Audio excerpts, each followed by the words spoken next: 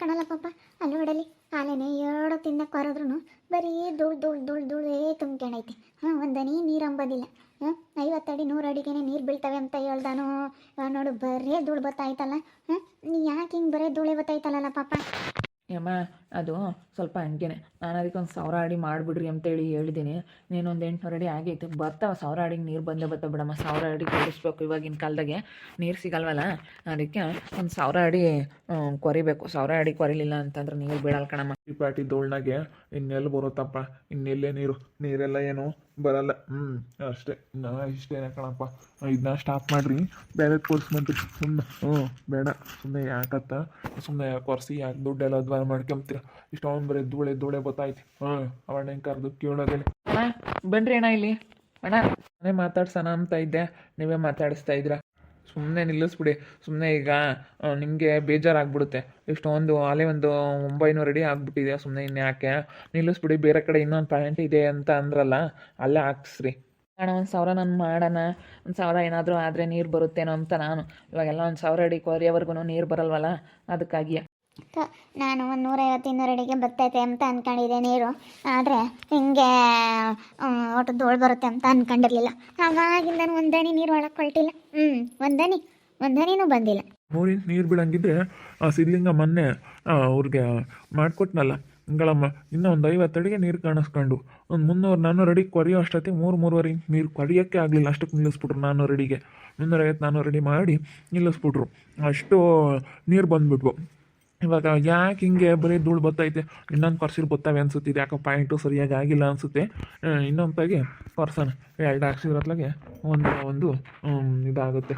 ಒಂದ್ರಾಗ ಬೀಳ್ತವೆ. ಸ್ಟಾರ್ಟ್ ಮಾಡಿಬಿಟ್ರಿ ಸುಮ್ಮನೆ. ಯಾಕೆ ಸರಿಯಾಗಿ ಪಾಯಿಂಟ್ ಮಾಡಿಸ್ಬೇಕಾಗಿತ್ತು.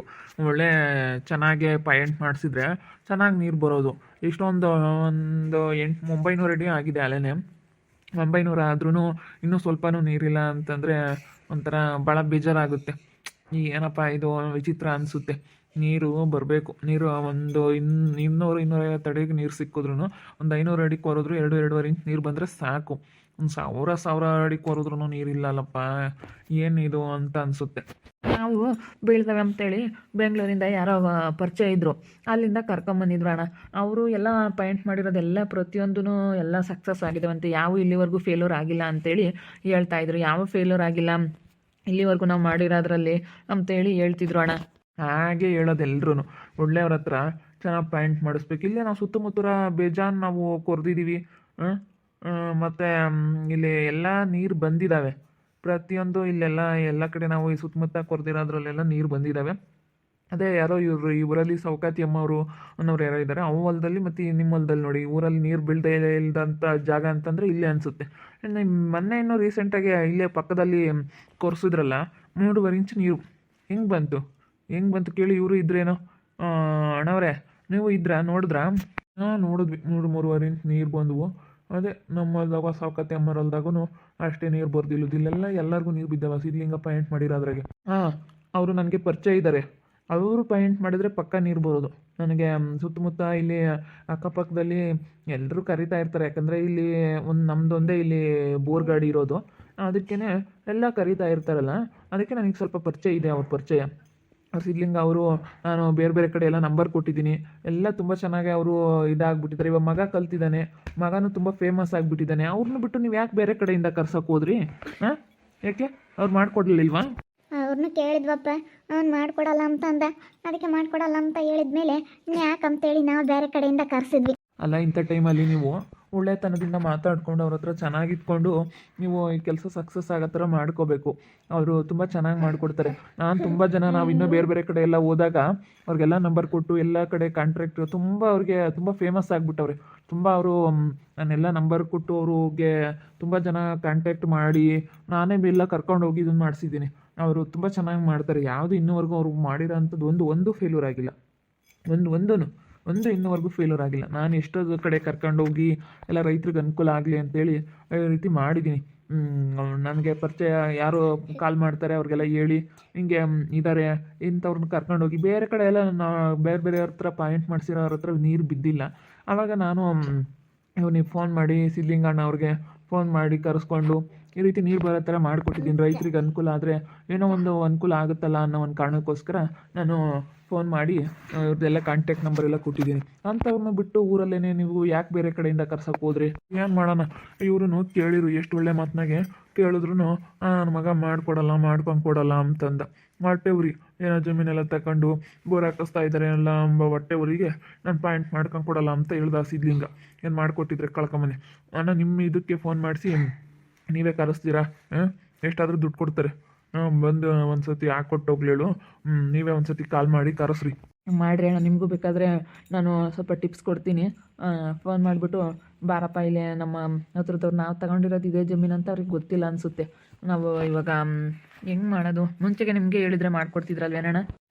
ನಾವು ತಗೊಂಡಿರೋದು ಮತ್ತು ಗೊತ್ತು, ಇವಾಗೆಲ್ಲ ಕೊರಿಸ್ತಾ ಇರೋದೆಲ್ಲ ಗೊತ್ತಲ್ಲಪ್ಪ, ನೋಡ್ಕೊಂಡವ್ರೆ. ಅದಕ್ಕೇನೆ ಹಿಂಗೆ ಹೆಂಗೆ ಮಾಡ್ಬೇಕಣ್ಣ? ನೀನೇ ಒಂದು ಸತಿ ಮಾತಾಡೋಣ, ಹೋಗಿ ಮಾತಾಡ್ಕೊಂಬತ್ತೀಯಾ ಅವ್ರ ಮನೆ ಹತ್ರ ಹೋಗಿ? ನಾನು ಹೋಗಿ ಮಾತಾಡೋಕ್ಕಾಗಲ್ಲಪ್ಪ.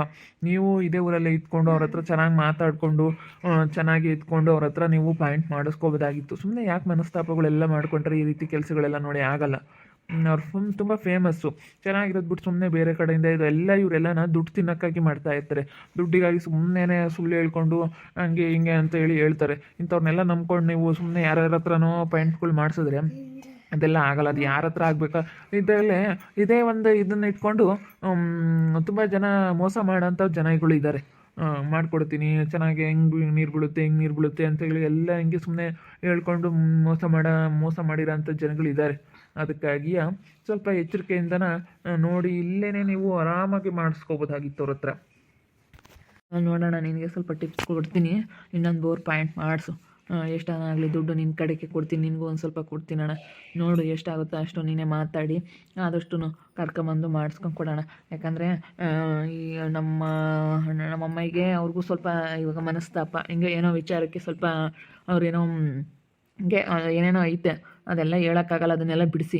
ಅದಕ್ಕಾಗಿಯೇ ಈ ರೀತಿ ಇರೋದ್ರಿಂದನ ನಾವು ಬೇರೆಯವ್ರನ್ನ ಕರ್ಕೊಂಬಂದು ಕೇಳಿದ್ವಿ, ಅವರಿಗೆ ಸಿಟ್ಟು ನಮ್ಮ ಮೇಲೆ, ಅದಕ್ಕೆ ಮಾಡಿಕೊಡ್ಲಿಲ್ಲ. ಏನು ಮಾಡಲಿ, ಈಗ ಸಿಟ್ಟು ಇರೋದ್ರಿಂದನ ಮಾಡಿಕೊಡ್ಲಿಲ್ಲ. ಅದಕ್ಕಾಗಿ ಇವಾಗ ಅದೇನು ಯೋಟನ ಆಗಬೇಕಾದ್ರೆ ದುಡ್ಡು ಕೊಡ್ತಾರೆ, ನೀನೇ ಸ್ವಲ್ಪ ಅಡ್ಜಸ್ಟ್ ಮಾಡ್ಕೊಂಡು ಏನೋ ನಿನ್ನ ಕೈಲಾದೊಟ್ಟು ಸಹಾಯ ಮಾಡಿಕೊಡೋಣ. ಮಾತಾಡೋದಿಲ್ಲ, ನೀನೇ ಫೋನ್ ಮಾಡಿ. ಸರಿ ಆಯಿತು, ಫೋನ್ ಮಾಡಿ ಮಾತಾಡ್ತೀನಿ. ಬಂದರೆ ಹಂಗಾಯ್ತು, ಬರಲಿಲ್ಲ ಅಂತಂದರೆ ಇನ್ನೇನು ಮಾಡೋಕ್ಕಾಗಲ್ಲ. ನೀವು ಹಿಂಗೆ ಮಾಡ್ಕೊಂಡಿದ್ದೀವಿ ಅಂತ ಹೇಳ್ತೀರಾ, ಅದೆಲ್ಲ ಸಿಟ್ಟಿರುತ್ತೆ ಅವ್ರಿಗೆ. ಇವಾಗ ನೀವು ಬೇರೆ ಯಾರ ಹತ್ರ ಕರ್ಕೊಂಬಂದು ಮಾಡಿಸಿರೋದಕ್ಕೂ ಅದಕ್ಕೂ ಅವ್ರಿಗೆ ತುಂಬ ಸಿಟ್ಟಿರುತ್ತೆ. ನಿಮ್ಮದೇ ಇದು ಹೊಲ ಅಲ್ಲ ಅಂತ ಏನಾದರೂ ಗೊತ್ತಿದ್ರಣ್ಣ ನಾವೇ ಅಂತ ಹೇಳಿ ಏನೋ ಒಂದು ಹೇಳ್ತಾ ಇದ್ವಿ. ಆದರೆ ಇವಾಗ ನೋಡಿ ಹಿಂಗಾಯ್ತು. ನೀವು ಏನು ಮಾಡೋಕ್ಕಲ್ಲ, ಒಂದು ಸತಿ ಅವ್ರ ಹತ್ರ ಹೋಗಿ ಕ್ಷಮೆ ಕೇಳ್ಬೋದಲ್ಲ, ಸಾರಿ ಕೇಳಿ ನೀವು ಮಾಡಿಸ್ಕೋಬೋದಲ್ಲ. ಮಾಡ್ಸೋಕ್ಕೆ ಅಣ್ಣ ಹೆಂಗೆ ಏನು ಮಾಡೋದ ಏನೋ ಅಂತ ಅನ್ನಿಸ್ತೈತೆ, ಅದೆಲ್ಲನ ಆಗಲ್ಲ. ಅದಕ್ಕಾಗಿ ನಾನು ನಿನ್ಗೆ ಹೇಳಿದೆ, ನೋಡು ನಿನ್ನ ಫೋನ್ ಹಾಕು, ಆದರೆ ನಾನು ಕೊಡ್ತೀನಿ ಬಾರಪ್ಪ ಅಂತೇಳಿ ಹೇಳು, ನಾನೇ ಸ್ವಲ್ಪ ದುಡ್ಡು ಗಿಡ್ಡೆಲ್ಲ ಕೊಡ್ತೀನಿ ನಿನಗೂ. ಅದೆಷ್ಟು ಖರ್ಚಾದರೂ ಪರವಾಗಿಲ್ಲ, ನಮಗೆ ನೀರು ಬೀಳ್ಬೇಕಷ್ಟೇ. ಇದನ್ನು ಸ್ಟಾಪ್ ಮಾಡಿಸ್ಬಿಟ್ಟು ಇನ್ನೊಂದು ಬೋರ್ ಪಾಯಿಂಟ್ ಮಾಡಿಸಿ ಹಾಕ್ಸೋಣ. ಬಲ್ ಬೇಜಾರಾಗ್ತೈತಿ, ಇಷ್ಟೊಂದೆಲ್ಲ ಕರೆದ್ರೂ ನೀರು ಬರಲಿಲ್ವಲ್ಲಪ್ಪ ಅಂತೇಳಿ ಬಲ್ ಬೇಜಾರಾಗ್ತೈತಿ. ಮುಖ್ಯ ಅಲ್ಲ, ನೀರು ಬರಬೇಕು. ಎಷ್ಟು ಜಮೀನಿದ್ರೆ ಏನಂತೆ. ಪಾಪ ಈ ಸೌಕತಿ ಅಮ್ಮವರು ಅಷ್ಟೇ, ಪಾಪ ಬೇಜಾನ್ ಹಾಕಿಸ್ಬಿಟ್ರು. ಅವರು ನನಗೆ ಪರಿಚಯ ಇದ್ದರು, ಅವ್ರಿಗೂ ಬೇಜಾನ್ ಅವ್ರ ಹೊಲದಲ್ಲಿ ಎಷ್ಟು ಒಂದು 10 ಬೋರ್ ಕೊರೆದಿದ್ದೀನಿ ನೋಡಪ್ಪ. 10 ಬೋರಲ್ಲಿ ನೀರೇ ಇಲ್ಲ. ಏನೋ ಅವನು ಸಿದ್ಲಿಂಗನ ಹತ್ರ ಅವರು ಮನಸ್ತಾಪ ಮಾಡಿಕೊಂಡು ಅವರು ಪಾಪ ಬೋರ್ ನೀರೇ ಇಲ್ಲದೇ ಇರೋ ಥರ ಮಾಡಿಕೊಂಡ್ರು. ಏನು ಮಾಡೋದು, ಅದೊಂಥರ ಲಕ್ಕು. ಅದು ಎಲ್ಲರಿಗೂ ಹಂಗೆ ಆಗಲ್ಲ. ಒಬ್ಬೊಬ್ಬರಿಗೆ ತುಂಬ ಒಳ್ಳೆಯದಾಗುತ್ತೆ, ಒಬ್ಬೊಬ್ಬರಿಗೆ ನೀರು ಬರೋಲ್ಲ. ಏನು ಮಾಡೋದು? ನೀವು ಸ್ವಲ್ಪ ಎಚ್ಚರಿಕೆಯಿಂದನ ಮೋಸ ಹೋಗ್ಬಿಟ್ರಿ. ಯಾಕೋ ತುಂಬ ದುಡ್ಡು ಕೊಟ್ಟಿದ್ದೀರಾ ಅನಿಸುತ್ತೆ. ಅವ್ನು ಯಾರ ಕಾರಣ ಈಗ ಒಂದು 25,000 ರಿಂದ 30,000 ರೂಪಾಯಿ ದುಡ್ಡು ಇಸ್ಕೊಂಡು ನಾವು ಮಾಡ್ಕೊಂಡು ಕೊಡ್ತೀನಿ, ನಮ್ದು ಯಾವುದು ಫೇಲ್ಯೂರ್ ಆಗಿಲ್ಲ ಇನ್ನೂವರೆಗೂ ಅಂತೇಳಿ. ಏನಾದರೂ ಹೇಳ್ರಿ, ನಿಮ್ಮದೇ ಅನಿಸುತ್ತೆ ಫಸ್ಟು. ಯಾಕೋ ನಿಮಗೆ ಬಂದಿಲ್ಲ, ಏನು ಮಾಡೋದು ನಾನು ಅಂತ ಹೇಳ್ತಾರೆ ಅಷ್ಟೇ. ಏನು ಮಾಡೋಕ್ಕಲ್ಲ, ಕೊಟ್ಟಿದ್ದೀರಾ, ಮಾಡಿಸಿದ್ದೀರಾ. ನೋಡಿದ್ರಲ್ಲ ವೀಕ್ಷಕರೇ, ಬೋರ್ ಹಾಕ್ಸಿವಿ ಇವತ್ತು. 1000 ಅಡಿ ಕೊರೆದ್ರೂ ಬರೇ ಧೂಳು. ಅದಕ್ಕೇ ಈ ಅಣ್ಣ ಸಿದ್ಲಿಂಗ ಬಿಟ್ಟರೆ ಇಲ್ಲಿ ಸುತ್ತಮುತ್ತ ಯಾರು ಬೋರ್ ಪಾಯಿಂಟ್ ಮಾಡಿರಂದ್ರೆ ನೀರಿಲ್ಲ ಅಂತ ಹೇಳ್ತೈತೆ. ಅದಕ್ಕೇ ಏನು ಮಾಡೋದಪ್ಪ, ಸಿದ್ಲಿಂಗ ಬರಲ್ಲ ಏನಿಲ್ಲ, ಅದಕ್ಕೆ ನೀನೇ ಕರ್ಸೋಣ ಅಂತ ಹೇಳ್ತಾ ಇದ್ದೀವಿ. ನೋಡ್ಬೇಕಾದಲ್ಲೇ ಇವಣ್ಣನ ಮುಖಾಂತರ ಆಗ್ಲೇಳು ಕರೆಸಿ ಸಿದ್ಲಿಂಗನ ಹತ್ರ ಬೋರ್ ಹಾಕಿಸ್ಲೇಬೇಕು. ನೋಡ್ತಾ ಇರಿ, ಏನೇನಾಗ್ಬೋದಂತ ಮುಂದಿನ ಭಾಗದಲ್ಲಿ ನೋಡ್ತಾ ಇರಿ. ಹಾಗೆ ವಿಡಿಯೋ ಬಗ್ಗೆ ನಿಮ್ಮ ಅಭಿಪ್ರಾಯನ ಕಮೆಂಟ್ ಮಾಡಿರಿ. ಹಾಗೆ ವಿಡಿಯೋ ಇಷ್ಟ ಆಗಿದ್ರೆ ಲೈಕ್ ಮಾಡಿ, ಶೇರ್ ಮಾಡಿ. ಇನ್ನೂ ಯಾರು ನಮ್ಮ ಚಾನಲ್ ಸಬ್ಸ್ಕ್ರೈಬ್ ಮಾಡ್ಕೊಂಡಿಲ್ಲ, ತಪ್ಪದೆ ಕೂಡಲೇ ಸಬ್ಸ್ಕ್ರೈಬ್ ಮಾಡ್ಕೊಳ್ಳಿ. ಓಕೆ ವೀಕ್ಷಕರೇ, ಧನ್ಯವಾದಗಳು.